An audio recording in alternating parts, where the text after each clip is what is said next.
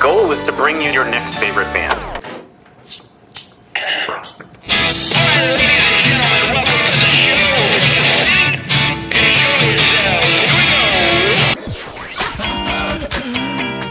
Sweet, that intro is my new favorite band. That's phenomenal. I'm so excited to be on. Yeah. I heard a rumor that you might be able to play that song live today. You heard correctly. Yes. Excellent. So,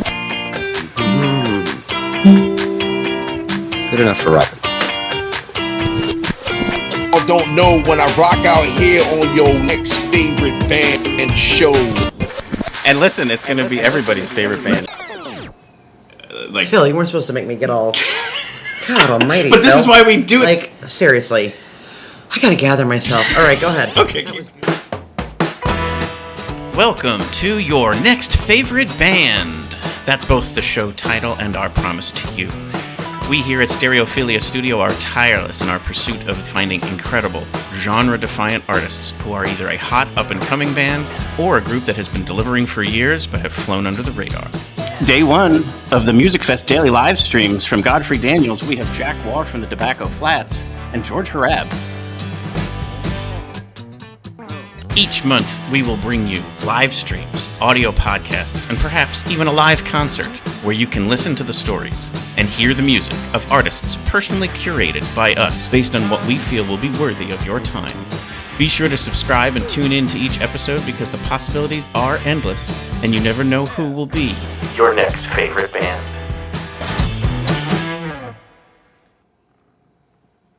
Hello, everybody. Welcome to the show. I am your host, Philip Reese. Joining me as a guest co-host is... Greg Provenza, Richmond, Virginia. You remember him from last year. And you are listening to... Your next favorite band. Yeah, absolutely. Come on, lean in a little bit here. All right. There we are. And Fun Greg. That's it. Back for a second go-round. Second go-round. That's right. Second go-round. Last year was incredible, fantastic. Just You found some next favorite bands? Oh, Donna the Buffalo? 4 or 5 of them. Saw Dry Donna. Reef? Yep, Dry Reef. I'm trying to think. There was probably some others in there. Band from New Orleans. That incredible. Oh, yeah, the Rumble. Rumble. The Rumble. Yes, the Rumbles are absolutely amazing. But, Funk party was had by all. oh my God, yeah, that was good. And that It was at incredible. the main stage too, wasn't Yes. it? Yeah. That was when the sun was going down. It was absolutely beautiful. Absolutely, yeah. And so happy you came back. So happy we could kind of guest co-host this thing again. I like this part too because I'm going to be able to show on the first thing we do on these days is play a couple of clips of our kind of picks of the plots. And then it gives you like a little peek, and I always like to hear what you think of what we're about to go check out. First, I kind of wanted to mention, so last night was the preview night. We called it Day Zero. And I was blown away by the very first performer who went on, right at 6 p.m. Hannah Wickland dropped an entire bomb on the entire South Side. I mean, like, she came out and played an 11-minute guitar solo to start. Like, she just walks out on stage, rips this insane 2 guitars, like changed guitars in the middle of the solo, and then right into like her biggest hit, Bomb Through the Breeze, which is like this explosion of awesome rock and roll, incredible guitar playing. And I was like, holy, this is how we're starting. Oh, okay. It's going to be a special year. And Hannah Wickland set the tone. Then the rest of that night was equally as incredible. The Beaches opened for Greta Van Fleet and snuck out in the changeover of that to see Galen Deary and The Reason Why. So 4 bands last night on preview night. Wow. And it was absolutely insane. So everybody else is going to have to bring it. This is a really special year. I could already tell it. That's how you're supposed to kick off. That's an incredible 2 weeks. It was insane. It was insane. And then one other thing I want to bring up before we get into the picks of the day. Last year we tried this and someone won it on day 3 on Monday. Someone won it, and it's more fun to collect the points. But anyway, we kind of started this cover song game. Oh, cool. So let me know if you don't have to pick it right now. But basically, for the 10 days of the festival, you pick a band or a musician, and anytime they have a song in their catalog that gets covered, you score a point. Okay. And you pick one track of theirs that's like a deep cut, one you wouldn't expect to hear. Okay. And if that one gets played, you just win. Like, it doesn't matter what the point totals is. It's just like your way to kind of like Hail Mary the whole thing. Okay. The only rules are the deep cut has to be kind of approved by the 3 people who do the exordium. So that's me, the co-host David, and Patrick Brogan from Arts Quest. So 2 of the 3 of us have to think that's a deep enough cut that it's not kind of like leaning towards winning. Gotcha. And then the other 2 rules are the tribute bands and the party band don't count. Like they're doing nothing but covers. And so like you can't like, for example, you can't pick an ABBA song and there's an ABBA tribute band, you're going to just rack up points. No, that's not how it works. And the other one is some performers play a known cover. Like it might even be released as a single. For example, Blair Crimmins has a very famous version of Let's Dance by David Bowie. So you can't like pick that one hedging that, hey, he's probably going to play it and I win. So that's all out. But other than that, and you can still pick those songs, they just don't count towards the points total. So you can still pick Let's Dance by David Bowie. It's just when Blair Crimmins plays it, we all know he's going to play it. We don't need to count that one. So anyway, you don't have to pick right now. My choice was In Excess, and I went with the song Not Enough Time. Okay. So huge In Excess fan. I think they're an underrated band for as much popularity as they have. I think they have such a great catalog. Anyway, love doing that. I would love to hear some In Excess on the festival grounds over the week. But anyway, so you don't have to kind of answer that right now. But then here's our picks of the day. So this is a special day. It's opening day, so we kind of gave a bonus fave of the day. So as you can see here, normally it's 1 fave of the day and 4 others. We kind of gave 2 faves of the day because not only was it the opening day special, but there were 2 bands that were very difficult to choose between. So first is Dirty Dollhouse. Second is the Groove Merchants. Those are the 2 faves of the day. We're going to share some music in a second. Then we also have New Enemies, Fleece, Jack Warff, and the Tobacco Flats. Spoiler alert, he's here today, and we're going to get to talk to him. Excellent. And then Robert John and the Wreck. So let's bring in a song here. We'll start with Dirty Dollhouse. This is I say it a bunch. I don't know if you've ever heard me, so I'm going to repeat myself if anybody else is the listener of the show. Chelsea Mitchell has like the best voice I've ever heard. It's basically, in my opinion, Joni Mitchell and Roy Orbison mixed together. Oh, wow. Which is like, give me some of that. You can tell me your opinion here, but anyway, here's the Dirty Dollhouse song, Honey, They're On to Us.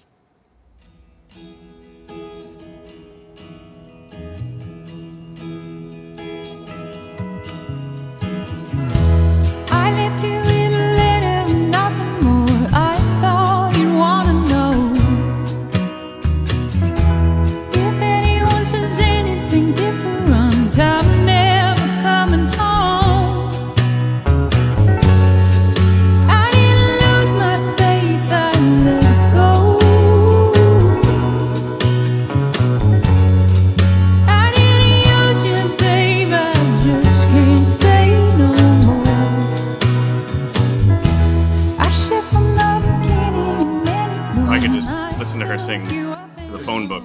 Angelic. I mean, just Exactly. beautiful. Absolutely beautiful. I also hear a little Natalie Merchant in there. Sure. Yeah. so I mean, it's, and let me just pull this up real quick here. She's going to be on America Plots, so that big stage that you great. referenced before, Excellent. at 6 p.m. The other nice thing about these 2 faves of the day is you actually, even though one's on South Side, one's on North Side, you could make it happen.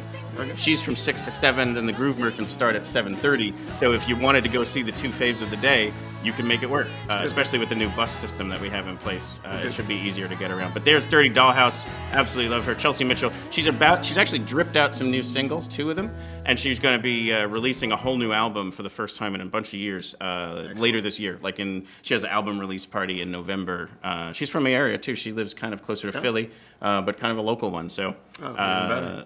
Love her music. Check out Dirty Dollhouse, and the live is just as good as the record. Like she's Can't that wait. good all the time. That's not like anything that they kind of mixed in the studio. Can't wait. This one I know you're gonna love. This is definitely in that vibe of like this is the Greg Provenzo wheelhouse.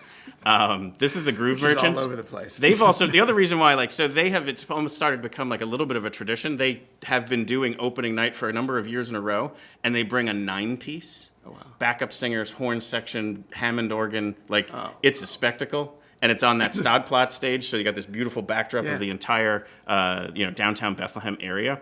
But here, take a listen to Midnight Mountain Queen. I think this song does a really good job. This is actually the 9-piece recording of it live in a barn. Is actually the name of the album that it was on. But anyway, here, check out Midnight Mountain Queen by the Groove Merchants.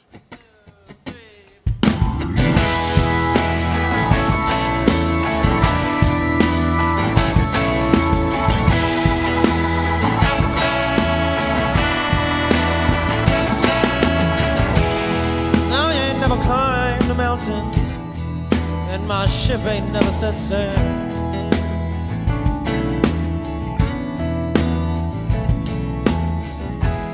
But to get to you, babe, I'd wear out these feet, walking all the way along the Appalachian Trail.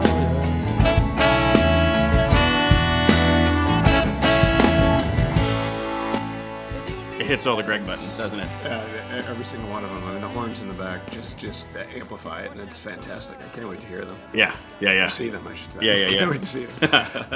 Oh, that's fantastic. Yeah, so 7:30 today. Let me just keep pulling up this graphic for us. Nice. 7:30 today on Stodplots, like we talked about. And they do have another set later this week, but it's not this. It's not the 9-piece. They do have some pretty cool things planned for that, but it's more of their traditional sound, like what they were when they first formed. Yep. It's actually pretty common that they'll be, but this, just incredible blues guitar. Ty's vocals are amazing. Yeah. Bass, drums, and then you add in backup singers and horns and a Hammond organ, and it's like, yeah, I would like some of that, please. Thank you. So yeah, Groove Merchants. Check them out. Next one is New Enemies. This is like a really newer band. They're from Philly. This is a great sound. I have here, it's more of a, there wasn't a video for their music because it's so new and it's like just like a different kind of vibe that they've got going on. But I can't wait to, like, this was one of the bands that really surprised me in my research for this year. I'd never heard of them before. And just listening to the music, I'm like, this definitely presses all the Phil Reese buttons. Like, wait till you hear this. This is very much what I always like to listen to in that kind of like alt rock area. But here is the song, If the Shoe Fits by New Enemies.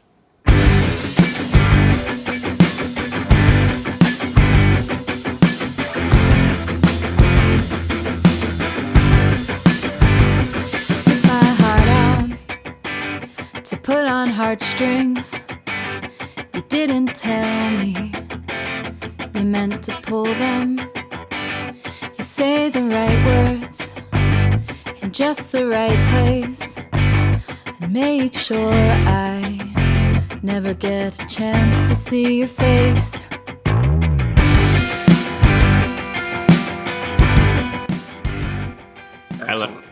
I love this sound. I wasn't ready for her voice. I mean, right? It's just, from the the powerful starting and then her voice comes in. I thought that was fantastic. If you told me this was actually something that was like on college radio in the late '90s, I would believe you. Like that's that kind of thing. And again, even the vocals too. Like there were those kind of Cranberries-ish kind of rock with these softer vocals, and it's beautiful. I just think it's amazing. Her voice is like Edie Brickell. I mean, very nice from the '90s and all that. Yeah. Hi, dude. Excellent. Can't wait to see it live. It's just amazing. So that's New Enemies. Let me bring up that graphic one more time for them. It's 5:30 on Later Plots. So yeah, Later Plots stage, which is the Sun Inn Courtyard. New Enemies. Can't wait. Next, we're gonna bring up. I think you're gonna like this one too. Look, it's just like a home run day. Fleece. So you listen to these ahead of time, yeah. So Fleece is a Canadian band. You can tell they're just also not only just writing great music, but they really enjoy each other. You can see they're obviously a tight-knit band, and they're quite clever and a bunch of characters. So enjoy Do You Want to Party by Fleece.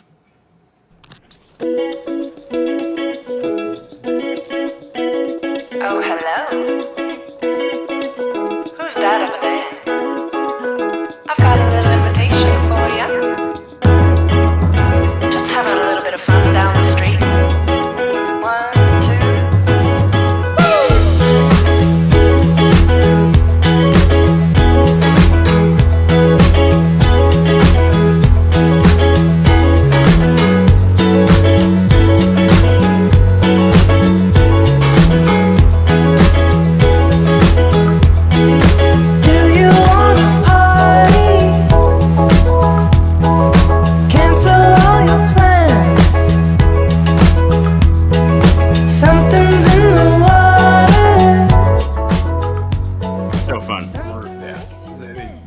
'Looks like a party. Yeah, exactly. I mean, they'll be fun to listen to. Yeah, and another one I never heard of before. What This time is, are they on? so let's bring it up here. Good question. They are on America Plots, so they're on that big stage at 7:30. So that's one where it's like, so I got good news for you though. Since they're conflicting with the Groove Merchants, Fleece plays tomorrow as well. Oh. Even better. So you and I will probably catch them tomorrow, but I wanted to mention them here because they're so good. Yeah. The catalog of music that they have is astounding. Like, it's just so good all over the place. And again, you can see they're just going to have, obviously, a ton of fun on stage. That's amazing. So yeah, Fleece, 7:30 today, and then if you can't quite get to them because you're following a different path as we are, you get a chance to watch them tomorrow. And again, on that Stadplot stage, which is like such a great one to go check out. Jack Warff was going to be the next one we play, but since he's here today, I'm going to actually bring that on when he's here. So we'll skip Jack and we'll go right to Robert John and the Wreck. He's much more important than I am.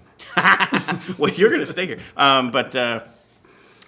This is a really great closer to day one. So Robert John and the Wreck is going to be on later on 9:30 on that America Plot stage. So again, the big one below the steel stacks. But you're going to tell here, like as soon as this one starts, you're going to be like, oh yeah, that's a 9:30 show on the big stage. So here is "Hate to See You Go" by Robert John and the Wreck.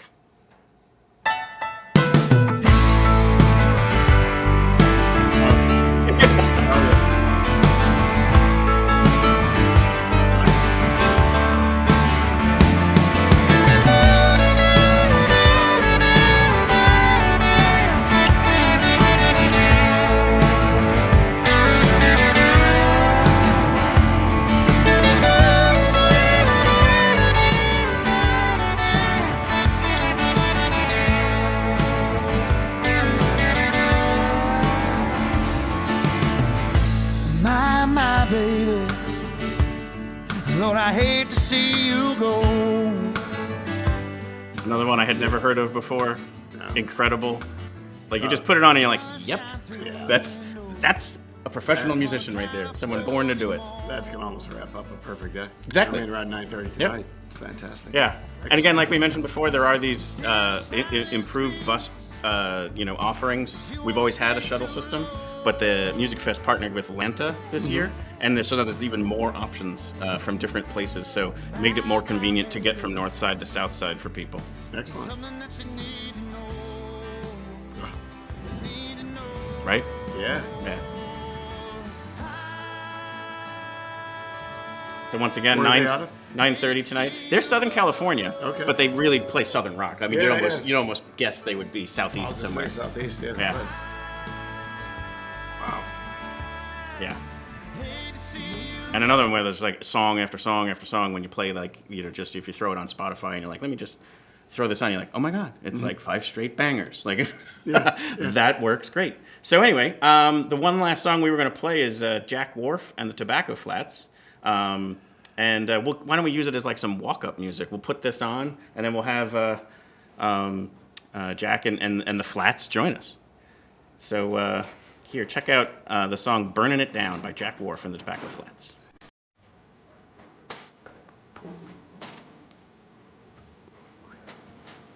Actually, yeah, if you don't mind.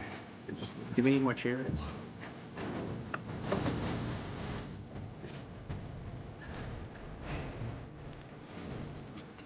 You want to try it? It'll be neat though, but.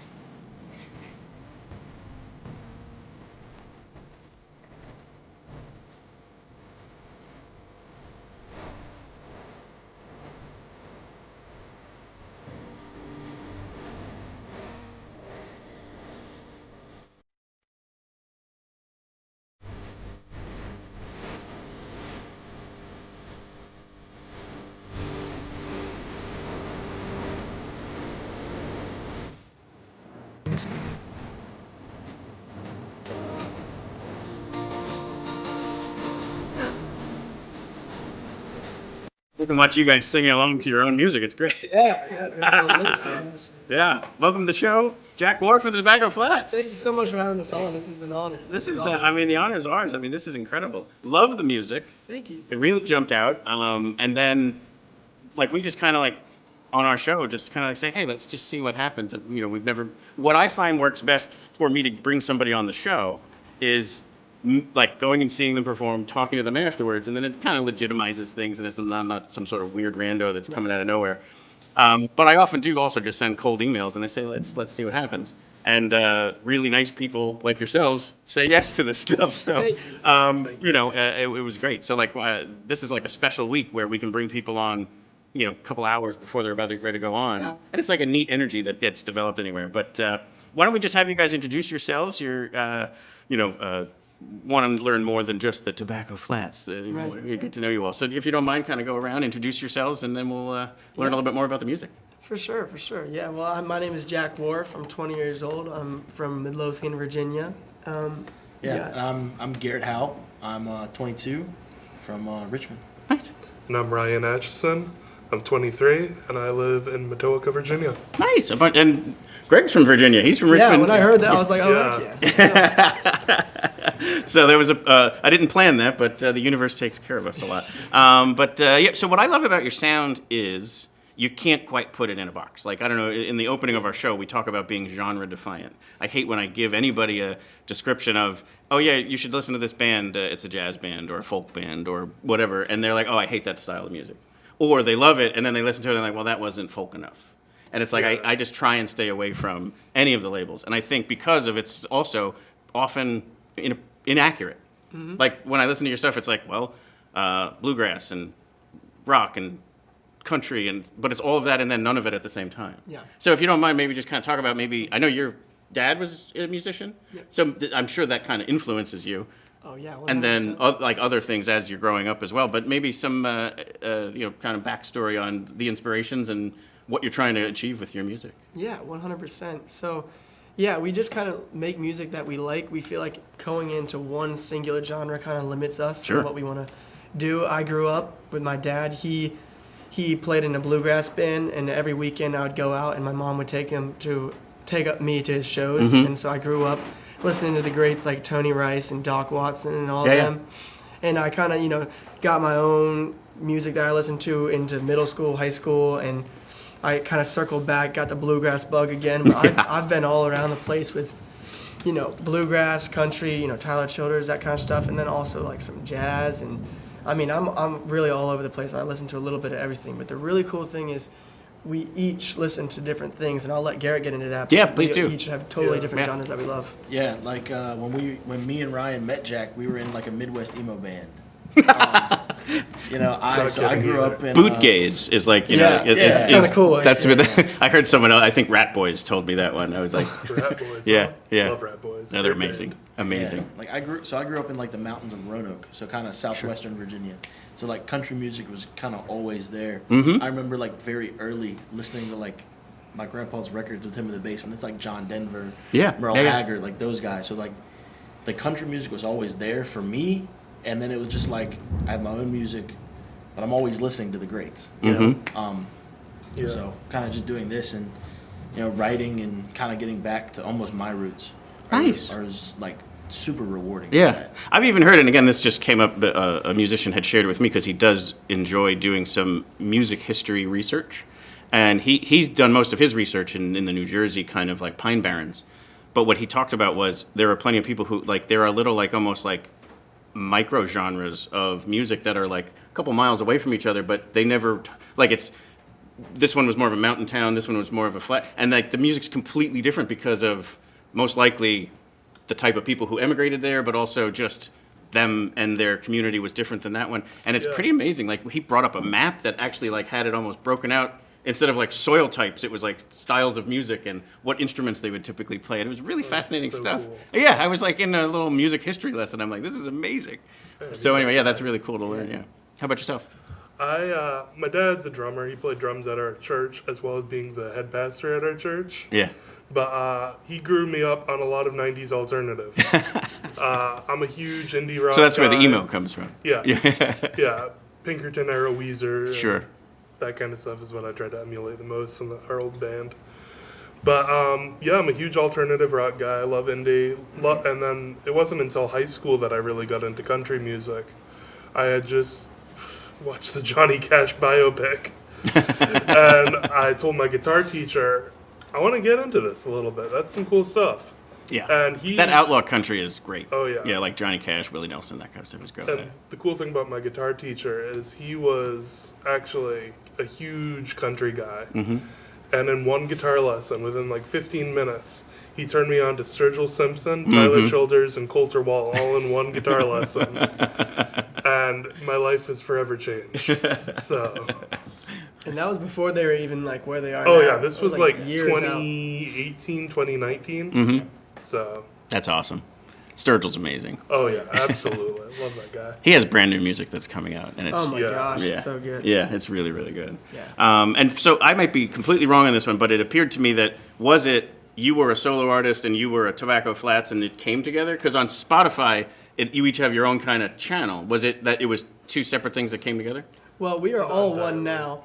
We are all one under the Jack Warff, and we play all together, and we're all together. But it wasn't always like that. Got it. I used to have my own music out on that streaming platform for a long time, and we actually met at an open mic when I was doing my own thing. Awesome. And I asked these two to play with me after they got done, and they were like, "Sure, let's do it." Well, when do you go on? I'm like, "Right now. You're gonna have to go back up on stage." And they're like, "Oh, okay, I guess we'll do it." I was like, "Oh, you'll get it. It'll be fine." And so we played like two of my originals, and it ended up like sounding not half bad, and they were still in their Midwest emo band at the time. That's really funny. It didn't sound half bad. Exactly. Yeah, and so I was it like, really we got something here. So I went out and I got some gigs for a band when I didn't have a band because they were still doing their own thing. Love it. And I would beg them to come play with me for these shows. I got us some gigs. Yeah. I didn't say yes to that. Yeah, exactly. Exactly how it was. Yeah, right. And we started playing a lot around town. We landed a really big festival called the Irish Festival, and that's when we were like, all right, like, do we want to do this? Do we all want to like go all in? And we were all like, let's do it. Yeah. It's been the best decision. And how about up this way for your tours? Have you come up into like the Northeast before, or have you played like a music fest before? We've never played a music fest before. This is we were actually in New York the other night playing at Stephen Talkhouse in the Hamptons, and this was like the first trip down to New York for all of us. Got it. Yeah. So I think you're going to find Music Fest obviously being a massive 10-day festival that's free, it's ungated, like it's just this really special vibe. You're gonna love it, and you're on the Main Street stage, so like you're right in the center of everything. Awesome. So you're also gonna get a lot of you're gonna catch people's ears as they just walk by, because that's like kind of like one of the main entry points. People are gonna, or heading home, and you're gonna be like, nope, not leaving yet. Yeah. But it's a very cool festival, and the people who come to listen they're not just down here to like drink beers, eat food, and it happens to have music. It's very much a great listening crowd. You're gonna really love it. That's awesome. Yeah. That's what we look for. That's what gets us excited to play in front of people. Like that audience really appeals to us. Awesome. Absolutely. And then the one thing I'm always looking for in music, it often happens live more than recorded, but what I love about music is when it can just kind of like stop time.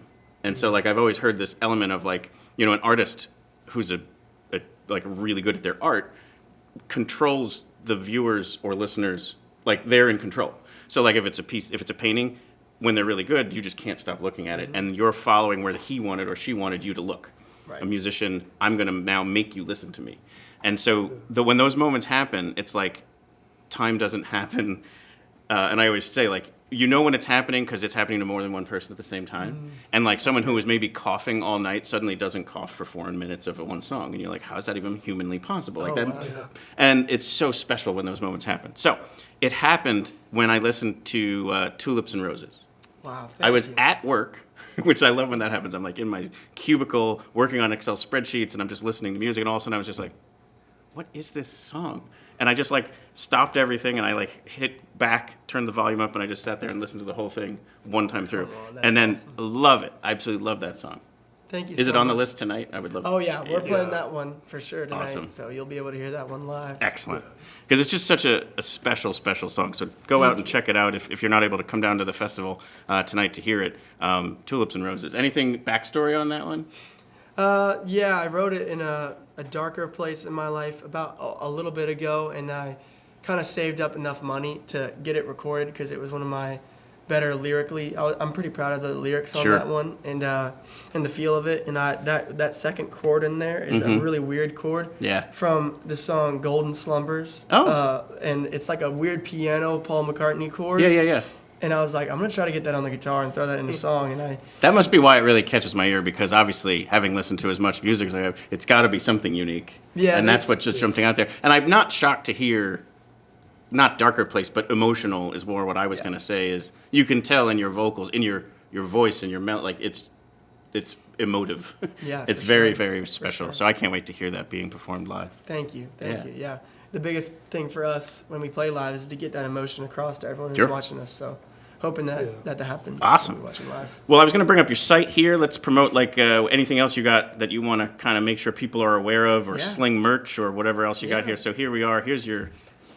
That's a really cool picture. Thank you. Yeah, that was that's actually a sweet way to land on the main page. Yeah, there's a story behind that. Yeah, do actually. We were looking for like an album or a single cover picture for a song called Richmond City Jail that we have out now, and we were just driving down Powhatan trying to look for some cool places to shoot, and literally on the side of the road there's this what we call the Crack Shack. And we were like, okay, that's the coolest thing we've ever seen. Probably don't need to go into why it's called that. No, nothing that we did, but we just skirted around and drove. Like, turn around. We were like, let's get some quick pics, then get out. And I mean, the lighting is perfect. Like, it's a very cool picture. Yeah, that's Matt Barnes on the camera. So great. Nice. So let's click on tour here. Here we got are. Some shows coming up. Bethlehem, nice. And notice, no button for tickets. It's free. Yeah. Come on down. Come on out, yo. Yeah, and then tell us more about this. You got some more shows coming up. Oh yeah, we're playing in North Carolina next at we're opening up for the Marshall Tucker Band, which is actually insane. That's amazing. Yeah, my dad like almost did a backflip when he heard that. So did I. It was actually crazy that we're getting that, and then we're headlining down at the Purple Fiddle. Nice. In West Virginia. That'll be a really, really fun show. Yep. We got a lot of cool things planned for that. Oh, Samantha Fish is amazing, too. Oh, yeah. We're going to be opening up for her August 30th at in Charlottesville. Charlottesville at the Jefferson Theater. That will be super fun. And then Greg, if you want to see him again, he's in Richmond on September 21st. Yeah, that's a huge show, too. Iron Blossom. There's a ton of really, really good acts. I mean, Camp is playing there, Mount Joy, Turnpike Troubadours, Trampled by Turtles. Ton of really great bands. I love that name. It's so great. I know. Yeah. And funny story, actually, Garrett, you got to tell them this. Yeah. So the Iron Blossom Festival is the day after my wedding. So wow. I'm getting married the day before. Hey, let's get married. But I have a gig. And then so it was. It took a little bit of convincing, but we got it. For sure. Listen, you want to marry a musician, this is what happens. Anyway, thank you guys so much for coming on the show. Yeah. Of course. Can't wait to see the set tonight. And everybody, check it out. Again, if you want to come down to the show today, one more time, let's bring this up here. It's on that Main Street stage at 8:30. And the one thing I was going to mention too is that was thunder we were hearing before. Is that right? Right. Okay, so it's obviously pouring outside right now. We talked to Bobby Martrich, who's like the weather person around here, and he's the head kind of forecaster for the festival. He said he went on today and he said there will be thunderstorms, but they should be done by 6. Perfect. So the closer you get to 6 o'clock, the less likely it is. And he said most likely after 6, there won't be any more rain tonight. So that's good if news for us. if this rain shouldn't scare you, if you want to come down, just wear flip flops and maybe get a little wet. But post 6 o'clock, you probably won't even get hit by any rain. Woo. Jack Warff and the Tobacco Flats. Thank you so much for coming on. Thank you so much. We're super excited about tonight. It's gonna Absolutely. Be Thanks for having us. Absolutely. Thank you so much. Thank y'all. So now we're going to bring on George Hrab.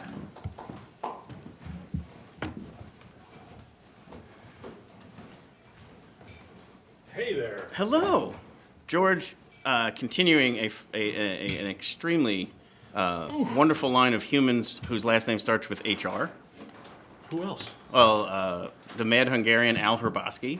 Al Hrabosky. I don't know who that is. He was a good guy. Pitcher in I think the 70s. Oh, okay. And then Kent Herbeck. I guess I only know baseball players who were, with inherently decent baseball players. Correct. With HR. Yeah. Yes. It's a very, very defined kind of bunch of people. Yes. Yeah, we do get together for meetings occasionally, but. I'm just going to make this come a little bit Oh, closer. there we go. Yes. And you don't have to wear headphones. There's nothing to listen to. Nah, but if you why wanted don't I to. want to listen to myself. My goodness, the last thing I want to listen to is George Hrab. Well, come on, where's that's the camera? untrue. Yeah, there Hey, I have a question for you. Yes. So you love so much music. Yes. And you're so ebullient about it, and just express it so well, and like different genres, different artists.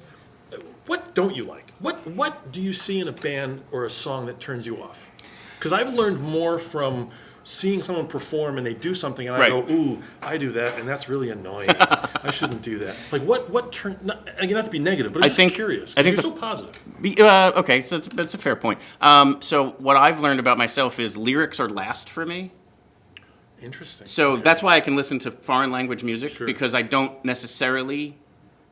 I don't have a great way to express this. I don't really care what they're saying. Like, there's a lot of musicians who mumble, and like it's more of just a vocal rather than what they're talking about. Or the song could just be about complete, like, a coloring book. And who cares? Like, to me, if it's a good song, it's a good song. Lyrics just make it better. So when it does have cool lyrics, then that just makes it that much more powerful. Okay. But to me, I don't really care. So if something is like, I wrote these great lyrics and the song is overly simple, or whatever, then to me it's kind of like I'm not into that. But that's also other people get driven by that. So where that then tends to really fall, unfortunately, and I don't mean this, I do mean this with all respect, country music is very often quite simple with powerful lyrics, and people love that. It's not for me. Yeah. That's why I like actually bluegrass for me is better, because bluegrass is incredibly complex. Right. And so that's why I like that. And then lyrics, again, it could almost be like scatting almost. Like, I don't care. Like, if it sounds good, I do want vocals. I like vocals in a song. I just don't need the lyrics to be anything other than just carrying the voice. Yeah. So I don't know if that totally answers your question. Okay, yeah, but no, absolutely. See, because to me, like, I am a sucker for lyrics. I am a sucker for lyrics. But I totally agree about the idea that if the bed is not interesting, take someone like, again, he won't mind, Bruce Springsteen. Right. Bruce Springsteen to me has incredibly interesting lyrics. Yeah. Harmonically, what's happening for me isn't that interesting. Sure. It's sort of been the same four chords for 50 years, which again, he has done it. He knows what he's doing. You can be a master at that, for sure. And he absolutely is. But to me, so his lyrics aren't enough for me. A thing that bugs me is, and I guess doesn't bug you as much, is illegible lyrics. People that sing that I have always been told about diction and about and sometimes I go to a show and you can sit at a show for 45 minutes and literally not understand a single word that is being sung by a band. Which again, some people are okay with that, and there's the aesthetic of that. There's even genres of music that are purposefully illegible and unintelligible. That's the word, unintelligible. Which is, again, that's a style choice, artistic choice or whatever. So, but it's just really interesting. I had this theory about why the Beatles are the Beatles and the Stones are the Stones. The Beatles, you can always understand their lyrics, no matter how crazy they're getting. You can always. You can listen to sides and sides of the Stones, and you have no idea what Mick is saying. And it's like a really curious, like, and that I never thought of it, but that's very true. That occurred to me like a couple of years ago, because I got Beggar's Banquet or something. I never listened to it. I'm listening to it. I'm like, okay, the groove is cool, the timbre's cool. I have no idea what Mick is saying. But whether you're doing Mick may not know what Mick is saying. That's true too. But it's just interesting that, like, no matter how crazy the Beatles ever got, you could still understand. Like, every word they were saying. Yep. It's just curious. Yeah. And then I guess one caveat I will say is I do really like rap music, and I think my brain just shifts to now saying, all right, it's primarily about the lyrics. Well, that's a different thing. And so, I think I just listen to it differently. Yeah, because hip-hop is more about the sort of you establish. Now, hip-hop with an interesting musical bed is even better. Exactly right. So stuff like, if you get into... Beastie's Hello Nasty, which just is like this pastiche of wonderful stuff that's happening. Yep. Or you get into like Rise Robots Rise from the early 90s and things like that, where there's like actual musicians playing, or roots even when you get into that kind of stuff. Where it's, 100%. Then it's even that much better. But there is a certain something, to that kind of rhythmic, lyrical thing. Yeah. That's a really cool conversation. Yeah. We should take that deeper. I'm fascinated by hip-hop artists who can be so eloquent in what they're creating in their songs, and then they get interviewed and they stumble over words. It's like, that's interesting. You were a master of this language in that setting, and yet in another, not all, some are incredibly brilliant and effusive and whatever. But it's always interesting, just like, because musicians artists, I guess, are notorious for being sort of, they don't interview well because they're in their own world and whatever. Oh yeah. It's totally fine. Yeah. But, even like an Eminem, who, like, oh my gosh, the guy the stuff he comes up with. I'm showing my age, but but then in some interviews, it's just like very basic. Right. It's just curious. It's a curious thing. It is very curious. And you're right, too. Like, that comes up sometimes where, like, I'll be, asking somebody who I love their music to come on the show, and then they're not as strong a storyteller as they are on stage. And I sometimes forget that it's like there is a performative aspect to this. Like De Niro is the worst interview. He's like the worst interview. Right. I would watch his movies till the cows, tie up someone and shoot them in the head. But just the worst interview. It's just that's not his world. Yeah, that's not his world. It is a fascinating thing. But I do love it. But anyway, welcome to the show. Thank you so much. Thank you. Honored. No, it's my pleasure. Thanks for doing this too. You mentioned I wanted to.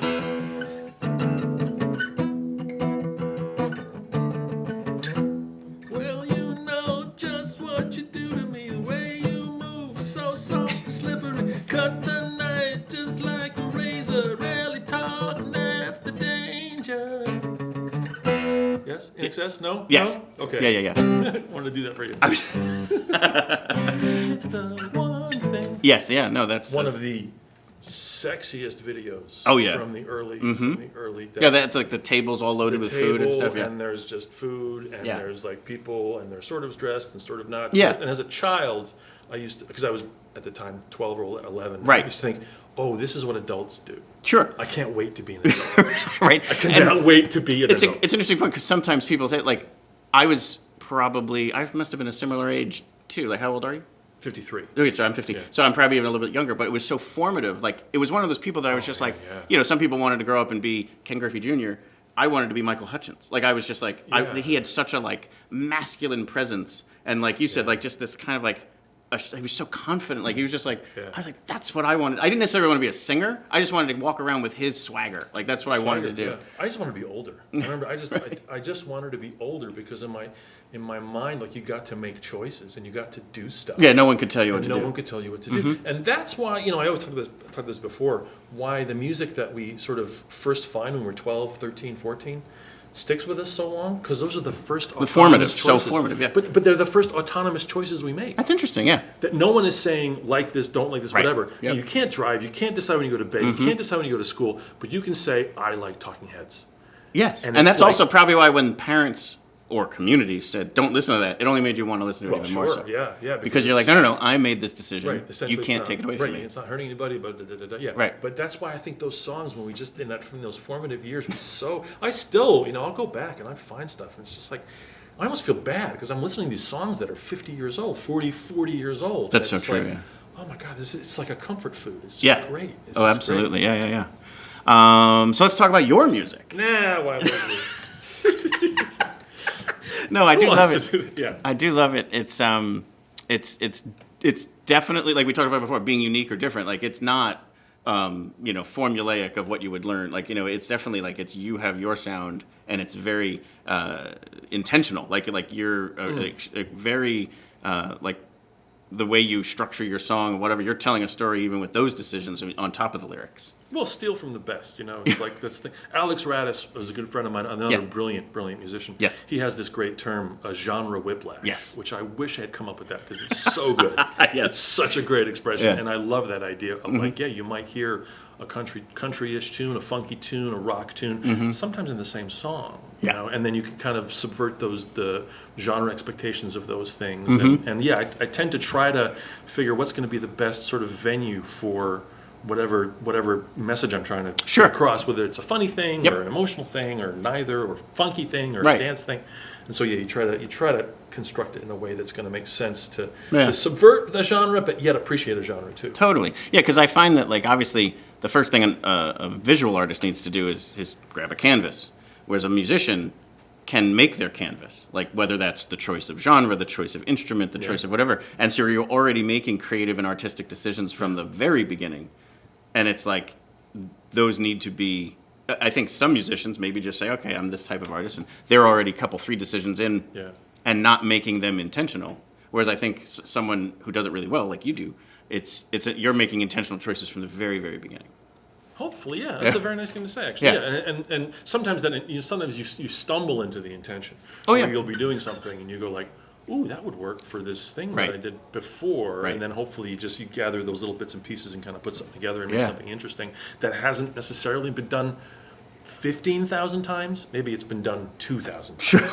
You know what I mean? It's like you're searching, like that you're not going to come up in this tuning with this axe and this notational system, you're not going to come up with something, brilliantly original, but mildly original is what we're shooting for. Yeah, well, there was this really great piece that I knew and then heard it in a television show. I couldn't have been the same person. And so then we were like, yeah, they may have ripped it off. Like, it's quite possible. Nothing I can really do.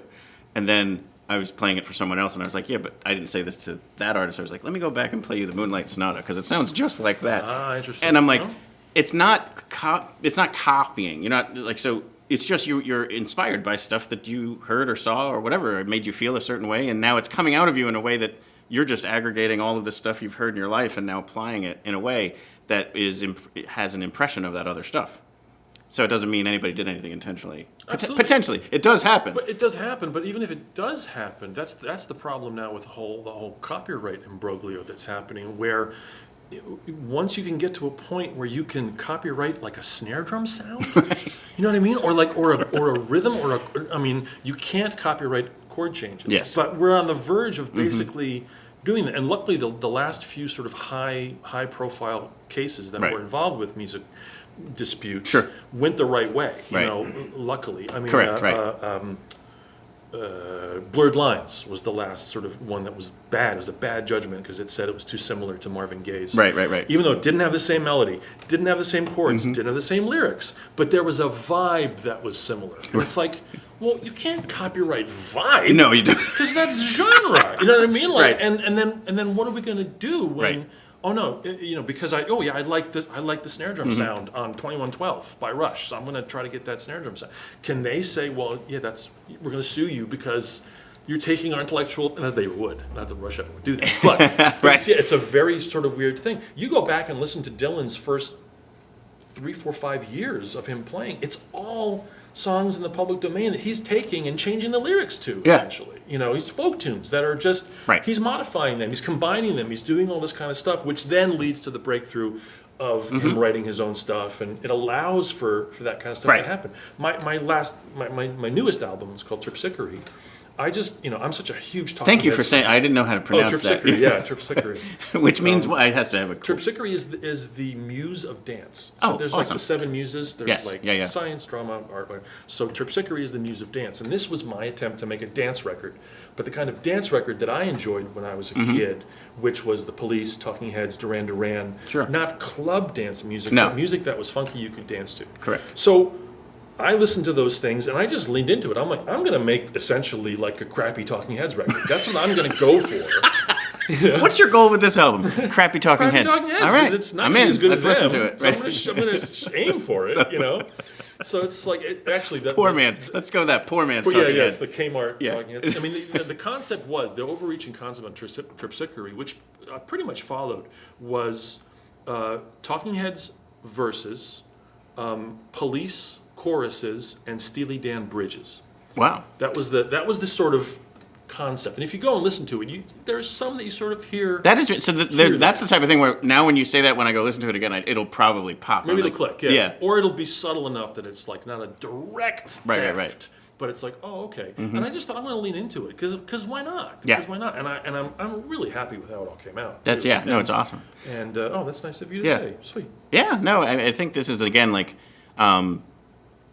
Lehigh Valley has such incredible talent in it that I'm always like wanting, especially this week, to say, here's this awesome festival and it's definitely got all this cool stuff coming in, and maybe you like the headliners, it's not my thing, but having all this other stuff, like to be able to go down last night and see Hannah Wicklund, awesome. Equally as awesome to see Galen Deary right behind it. Right. And having that all be on display and people saying, wow, who is this person? And they look it up and they're from Bethlehem or Allentown or Nazareth or even, Newtown, something maybe 20 minutes away, but not New York City, not LA, we just really have a very special place here. Well, you brought it up when you were talking earlier. There's just this thing of Musikfest is not about the bratwurst, it's about the music. It's about the music, yeah. Fantastic. And it's all the accoutrements therein are wonderful. And believe me, I love my fried dough as much as anybody. 100%. And I'm psyched to have that solid cheesecake slice that's dunked into like hot oil and just makes your colon explode. I'm so excited for that. But I'm more excited to literally just go, I'm going to go do a lap. Yeah. And you walk into the festival, you have no idea. Maybe you look at the program. Yeah. Maybe you don't. I'm going to go to Stadtplatz. I'm going to go to Main Street Platz. I'm going to go to Liederplatz. I'm going to go to Festplatz. I'm going to go to Plaza Tropical. Maybe I'll walk across the bridge. I'll go over to America Platz. And every time you will find something interesting. Yes. Some moments of that sartori you just talked about, that what Kandinsky calls flow, where you stop coughing. Yes. You know that thing you mentioned? Yeah. Some, like, you will find a couple seconds of that. Even if it's just to marvel at how young, I mean, like, oh my God, they just came in, they're 20 years old. Right. It's just madness. It's just, it's so not fair. It's just so, musicians today, younger kids today, and I can say this as an older person, have their crap so together. Yes. It's astonishing how savvy they are. Yep. Between using YouTube and Instagram and all these apps and facilitating, understanding copyright, understanding writers' rights. Sure. And oh my God, and then like coordinating tours and stuff that was just beyond me. I could not have had in my 30s. I couldn't even touch that kind of stuff. And not even that stuff together, but also even just to sit down and talk eloquently. Yeah. I mean, 20, 22, 23, and they all were great storytellers. Yeah. I couldn't do that at 20. Yeah. No, So I couldn't find the address here when I was 20. I wasn't allowed to touch the oven until I was 31. So yeah, I hear you. Oh, that's it's so inspiring, funny. you know. And I always say, like, they're going to save the planet. It's that supposed generation that everyone complains about because they like their phones. Sorry, they like their phones. And again, it's purely just a matter of like we would have too if that was there from the moment we were born. Like and by the way, our haircuts were just as dumb. Okay? Oh, listen, believe me, like, that's never anything. We've all got the pictures in our yearbooks. Yeah. Our haircuts were just as stupid. Yeah. So like, just get over it. 100%. Now I can't do the walk around thing. A couple years back, it was probably You're just like too famous, right? People just keep like, no. Oh my God! Took my band. It has to. It has to do it's a with hard life, brother. missing out. No, what it was I can't not have a plan. Is more what I meant. Oh, I see. Okay. The whole like I'll just walk around and see what. Well, I live in the middle of it, so if there's nothing true. happening, I go home, which is great. So yes, I'm spoiled. But what happened was there were the band Low Cut Connie. Yeah. So they're kind of a Philly band. They're amazing. Right. And I walked up not knowing. I was like, oh, I think I've heard this. Band is pretty good. Yeah. Walked around. Without the timing, and I was like, "Oh yeah, this is that Low Cut Connie band." And I literally walked up; they were in their closing number. That's exactly what happened. And I was like, "Ha!" So I was like, "That." From that point on, I said, "I'm not doing it. I'm going to do my research, and I'm going to come up with a list, and I'm going to go see the bands that I'm super into." And now again, this sounds like a commercial, but with the Musikfest app, yes, it's great. Yep. Yeah. It reminds you, like, hey, that thing you want to see is happening. Actually, it's funny you said that because it's actually I have a video here of today. Specifically, so this is like a screen capture of me using the app. Oh yeah. And so this will be a little bit of a commercial because a lot of people talk about it, and then some people are like, "Is it really that good?" It actually is. So here, it actually is. Yeah, I'll talk you through this here as I do it. So like basically, I click on the app, and then in the upper left corner, you click on those three lines, and then you click on lineup and schedule. So this is today's lineup. And it starts with yesterday's, but as I scroll down, you're going to see Dirty Dollhouse and the people we talked about before, Fleece, Groove Merchants, and so on. Now, in the upper right corner, you can actually click on that, and I like the bed music. You can actually look at it as like a calendar view, and now you get to see where all your conflicts are. Right. So not everybody knows about this piece. So now you're going to be able to say, okay, darn, but this is where I learned, okay, I can't get to Fleece. But I know they're going to play tomorrow, so I can go see them. But this lets me kind of like navigate the whole thing, day by day. It's amazing. It's well done. You get to see, like, you can set the reminders. You see how many people are going to have also set reminders, which is fun. Mm-hmm. Like, oh, there's 175 right, whatever, and then just what's what and where the food is. That's sure. Also yeah. And if you the one other thing that shows you is the America Platz stage, the big one, is going to be Dirty Dollhouse, 30-minute break. Fleece, 30-minute break, Robert John and the Wreck. So if you're also somebody that's like, maybe not as mobile or, just not interested in trying to figure out how to work the bus system or that walk across the bridge, maybe it's just not for you, you can go down and watch 3 straight shows, all for free, and have an amazing night. Yeah. And then the other part, someone like myself and Greg, who are going to run around like crazy people, we're going to try and go see as many of them as we can. And that's the options that are available. And then it's 9 days, too. So it's not like you have to all do it on one night. Right. Which, look, I moved in to my place 31 years ago, Musikfest week. I was carrying a couch through the crowds of Musikfest. It's 41 years. Yeah. This year. It was year 10. Year 10. I moved in excuse me, carrying a settee through crowds, and I still love it. I still, you know it's coming, you know what it's going to be, and as a musician, as a person who gets lucky enough to perform at it, like on Saturday and Sunday and Monday, by the way, which I'm performing at. That's why I was just going to actually pull this up for you. We're going to put that at the bottom of the screen for you. Segue, come on. I'm just going to leave it up there like that so people can see it. Yeah, so you're playing tomorrow, Saturday the 3rd at 4 p.m. on Lyric Plots. Sunday the 4th at 6 p.m. on Lagerplatz. And then Monday is the biggie, 8/5, 9 p.m. on Laterplatz. That's the full George Hrab band. Yes, the 6-piece band. Yeah, Laterplatz is my favorite. Love it. Plots because it has trees and natural shade. Yes. So during the day, it's just a lovely spot to go hang. Food is decent there as well. Yes. But you're sort of off the main street, so it's a little chill, but still wonderful. Yes. Back to vibe. There's a great vibe back there. Yeah, and I literally live right there. So it's, that's awesome. Some of the songs I'll be playing on Monday, I literally wrote sitting on a bench in that sunny in that courtyard. Yeah. We're opening with a song that I wrote while That's sitting. so cool. It's there you go, really little behind the scenes peek there. Yeah. But that's awesome. So you're gonna play something for us? We have time? Yeah, let's do it. Oh, we're beholden to nobody. Oh. And we've got people tuned in, so we might as well let them hear some good stuff. Let me get this out of the shot. Cool. I'm gonna pop out so that you can have full center stage, and then intro the song. Tell us whatever you want to do, and let her rip. Let me see. I wonder which I should do. I'm gonna do this one. Yeah. So, here we go. Let's get center stage. Ooh, look at that. Hey, nice. Wow. So this is a song. Like we said earlier in the conversation, I'm a sucker for lyrics, and my songs tend to have lots and lots of words in them, which are impossible to memorize and cause me sleepless nights and waking up at 3 a.m. shaking from my boots because I have to memorize all these things. So, but this is a song. Every single fact in this song has been researched and is 100% accurate. So I hope this helps. If you're ever having a conversation and any of this stuff comes up, you say, I watched that bald guy in the pink shirt. He sang about this, and what you're saying is incorrect. This is called the Misconception Song. Oh, are we in tune? Good, here we go. Good enough.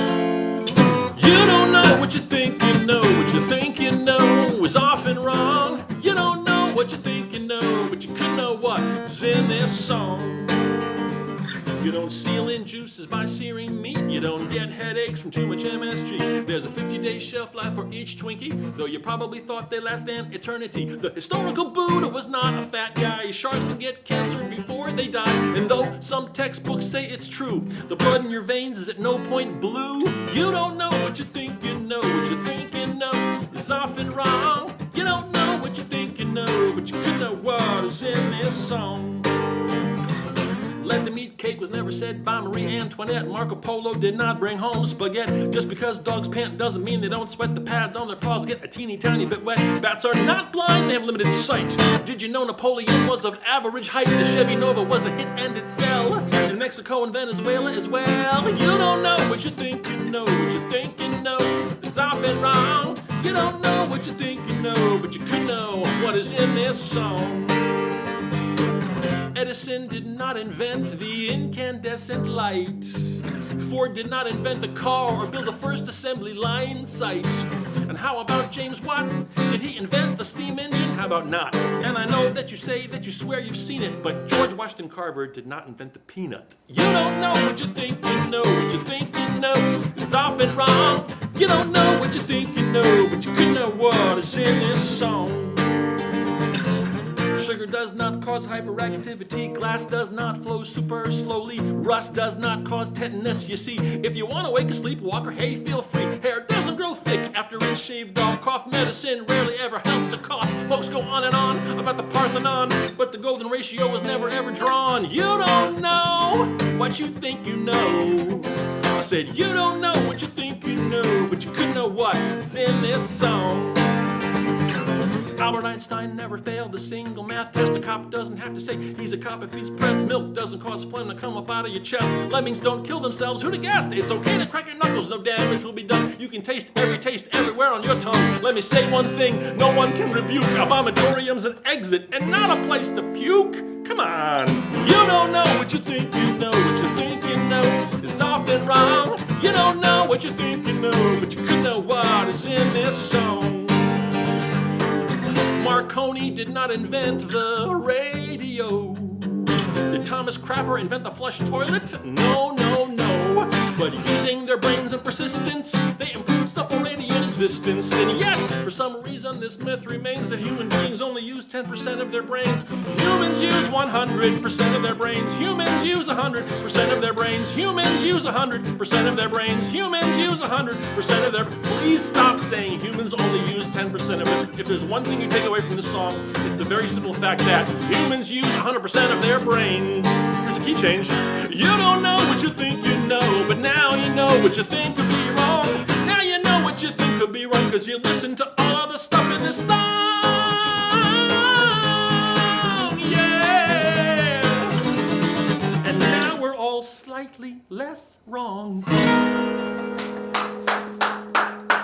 How's that for lyrics, huh? Fantastic. Oh, see, now that isn't where, the lyrics are amazing. It was that's very thoroughly nice. Very enjoyable. kind of you to say. I did know what a vomitorium was. Yes. But that's about it. I think I was on the wrong side of everything else. Right. Yeah, no, it's like literally you go to Wikipedia and there's a whole page of popular misconception. And it's like, oh, and I went, and it's the lyrics of that song. Yeah, exactly. The lyrics to that song. That was fantastic. Thank you so much for doing that. Oh, no, thank you for doing this. Thanks for supporting live music. I always say it, thanks to people out there for supporting live music played by actual human beings. Right. It's a less and less frequent thing. Mm-hmm. So any support you can do, like we know that you out there have entertainment options out the wazoo, the proverbial wazoo between Netflix and Disney and the royal wazoo. It's crazy how much entertainment is available now. So when people come to shows, we so appreciate it, we musicians, and I want other musicians out there, appreciate the fact that people are coming to your show and treat them with the respect that they are treating you with. Please, there's nothing more disheartening than seeing an artist sort of dismiss an audience. And it breaks my heart sometimes. It's like, do you realize they don't need to be here? They don't need to be here. Like, please, try to entertain the pants off these people as best as you can. And so many do. And we're so lucky here in Lehigh Valley that there are so many artists that do it and bring the bacon to every show. And it's wonderful. So thank you, and thank you. Absolutely. Well, thank you for creating such great stuff. I did want to bring up your site so that we can promote whatever you'd like us to Monday. sling. Please come Monday to the show at Liederplatz, 9 to 11 Monday night.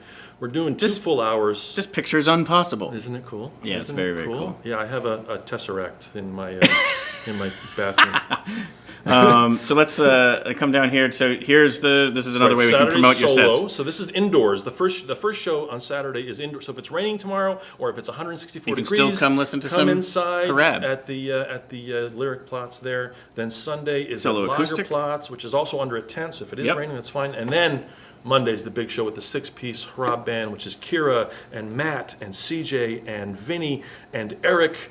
And we're so excited. Yeah, we're so excited. And I wanted to bring this up too. So I was at this show. So you mentioned Alex Radis before. Yes, my partner and yourself. on the Christmas sweaters there. Christmas sweaters. You wrote all your own original Christmas music. Yes, you played it right on this stage. I disagree. I thought it was my wife turned to me in the middle of it and she goes, "Do you think you could get a copy of this for Thanksgiving so we could play it?" And I was like, "I think they said it's going to come out around that time. We'll make it happen." So.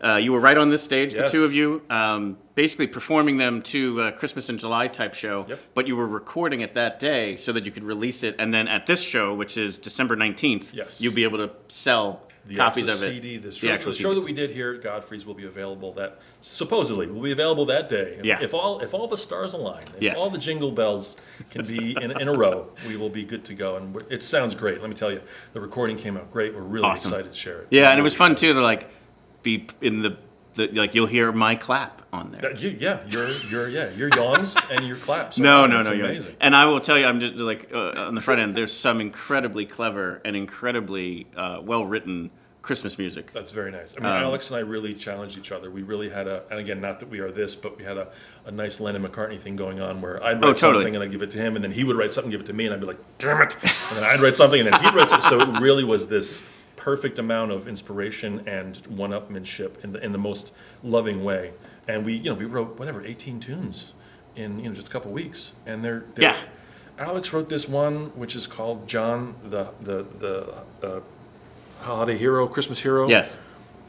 It's so he wrote it on Monday. We performed it on Friday or Saturday. And that was that was the Die Hard one, which was easily everyone's favorite one. So good. Yeah. It really upset me how good that song was. And then I wanted to also mention your podcast, the Geologic podcast, and also isn't Skeptic's Guide part of what you do too? Yeah, occasionally I work for all the live shows that the Skeptic's Guide of the Universe does. I'm involved in that. They're having their 1000th episode, and we're doing a big 5-hour live show in Chicago. Wow! So they're going to be celebrating almost 20 years of podcasting. Wow! Yeah, I'm 17 years into podcasting. They're 20 years into podcasting. So we're going to have a live 1000th episode. With the Skeptic's Guide of the Universe. Those are the lovely, lovely, lovely people that I'm very lucky to work with. So yeah, this the banter that's very apparent here, obviously you like make for a great podcaster. So like hopefully that's on display for people, like not just the music but also I talk the conversations about, and stuff. I love science, I love comedy, I love movies. So it's just me rambling about stuff endlessly, but trying to find some angle. Yay science! Yes. Yay science! It's like magic seriously. but real. So thank you so much, George, for coming on the show. Thanks for doing this. Have a great week. Yes, no, it's basically Christmas, 10 straight days of Christmas for me, right? And others, many other people. But this is the most wonderful time of year. Totally. Would you mind playing us out with The Assumption? Oh, sure. Is that okay? I don't mean to throw that on you completely. No. Oh my gosh, I haven't done that in a while. You like that one? I love that song. What do you like about that song? I think it's the chord progressions. I think it's the way it's really a very enjoyable tune to listen to. It tickles my eardrums. Interesting. All right, let me just, because you're throwing me a slight curve. I did. I apologize for that. No, I should have asked that ahead of time. That's all good. And I could have thrown you a completely wrong tuned guitar or whatever. No, standard tuning, baby. No capos, no alternate tuning. Drop D occasionally, but. Well, everyone loves drop D. I made a poster which it said no capo. I'm a stickler on capos, man. It's like again, this is my own thing. Okay. But like some musicians use a capo and have alternate tunings and it's beautiful. Mm-hmm. Some musicians play 3 chords and have a capo and it's like, there's 3 chords. There's 3 chords. Yeah. You don't need the capo. Mm-hmm. You don't need the capo. But that's just it. So it's a little. So just wanted to thank Greg Provenzo for guest hosting. I wanted to thank Jack Warff from the Tobacco Flats and thank George Hrab. I also need to say thank you to Godfrey Daniels. They are so kind. So Ramona and all the people here, they're obviously closed for the week because of Musikfest, and they let me set up to do this from here. So I can't thank Godfrey Daniels enough for that opportunity. This is our 3rd year doing this, actually. Wow. Daily live streams, guests every day. So a couple of people coming up the remainder of the week. We have Arkai coming on the show and Elias Hicks. That's both tomorrow. Dustin Douglas and Erin Kelly. Blair Crimmins. The Amish Outlaws. Yes. That's going to be super fun. Lauren Beck, she's the one who designed the poster and mug design from this year. Lovely. So she's going to come on and talk about that. Cassie Hilgert, the CEO of Arts Quest. Emma Backrath, another local musician. Mike and Shannon Maines. Dan Drago, he's a podcast host of another music podcast down in Philadelphia. Kuf Knotts and Christina Leese. And then Kyle Edwards, who started the venue Inkwell over in Allentown. Oh, right. So it's a new venue there. And Kate Hughes, the comedian. So a really cool week. Oh my gosh. Right? That's a pretty cool week. So subscribe, give us a like and a follow. You can stay up on everything. And obviously every day we also announce our picks of the plots for that day. You're going to get 5 picks for the day. So even if you're not coming down, you might give you your next favorite band while you take a listen. But George Hrab, take us out.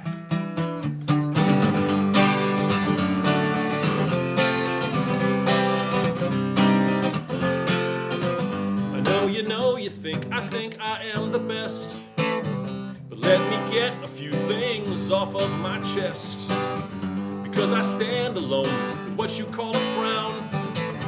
Does not mean I'm stuck up, if anything I'm stuck down. I know you think I am the poo, but the truth could not be much further from true. I'd rather have you wonder what I'm all about than open up my mouth and remove any doubt. Don't you assume you really know me. Don't you assume I'm sad and lonely. Don't look for answers on the ceiling. Looks can be concealing after all. I know you think I'm where it's at. But don't forget I see myself as bald and fat. I promise you there is much more than what you see. But your assumptions tend to make an ass of just me. Don't you assume you really know me. Don't you assume I'm sad and lonely. Don't look for answers on the ceiling. Looks can be concealing. After all of the people who would rather be by themselves aren't inherently unhappy. So don't pile up your assumptions. You be the life of the party, and I'll be the party of my life. I'll be the party of my life. You can be the life, and I will party hardy through the party of my life. That's right. I think my stank don't stink. I'm sorry, Mr. Gladwell, I'm more blank than blink. If first of courses tend to become just desserts, I hope you stick around for seconds and maybe thirds. For seconds and maybe thirds. For seconds and maybe thirds. Don't you assume you really know me. Don't you assume I'm sad and lonely. You might find my thick skin appealing. Looks can be concealing after all. Looks can be concealing after all. Looks can be concealing after all of the people who would rather be by themselves aren't inherently unhappy. No, we're not.